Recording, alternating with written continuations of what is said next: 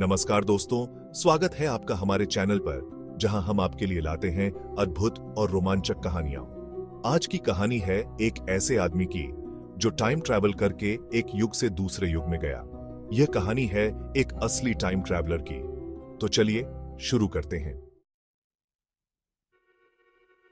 यह कहानी है जॉन टाइटर की, जिसे बहुत से लोग 2000 के दशक की शुरुआत में एक असली टाइम ट्रैवलर मानते हैं। जॉन टाइटर ने इंटरनेट फोरम्स पर अपनी कहानियां शेयर की और बताया कि वह 2036 से आया है। उसने दावा किया कि वह एक सोल्जर है जो फ्यूचर में एक स्पेशल मिशन के लिए भेजा गया था।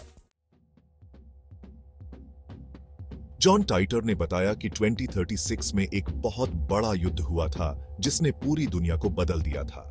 उसने कहा कि वह 1975 में IBM 5100 कंप्यूटर लेने के लिए भेजा गया था, क्योंकि उस कंप्यूटर में एक स्पेशल फीचर थी जो फ्यूचर में बहुत इंपॉर्टेंट होने वाली थी।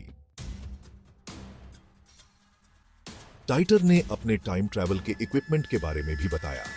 उसने कहा कि उसके पास एक ट्रिपलर सिलेंडर इंजन था जो टाइम में ट्रैवल करने के लिए ग्रेविटी वॉर्प्स पैदा करता था।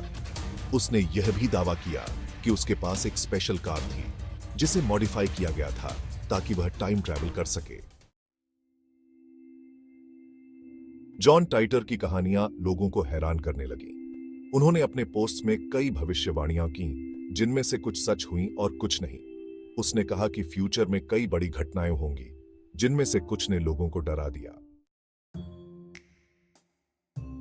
हालांकि जॉन टाइटर की कहानियों की सच्चाई पर कई सवाल उठे।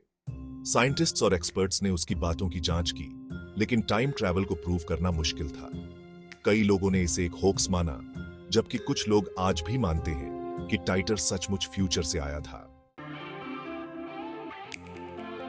लेकिन टाइटर का सबसे बड़ा योगदान यह था कि उसने लोगों की टाइम ट्रैवल में रुचि बढ़ा दी। उसके पोस्ट्स ने कई साइंटिस्ट और रिसर्चर्स को इस विषय पर और ज्यादा रिसर्च करने के लिए प्रेरित किया।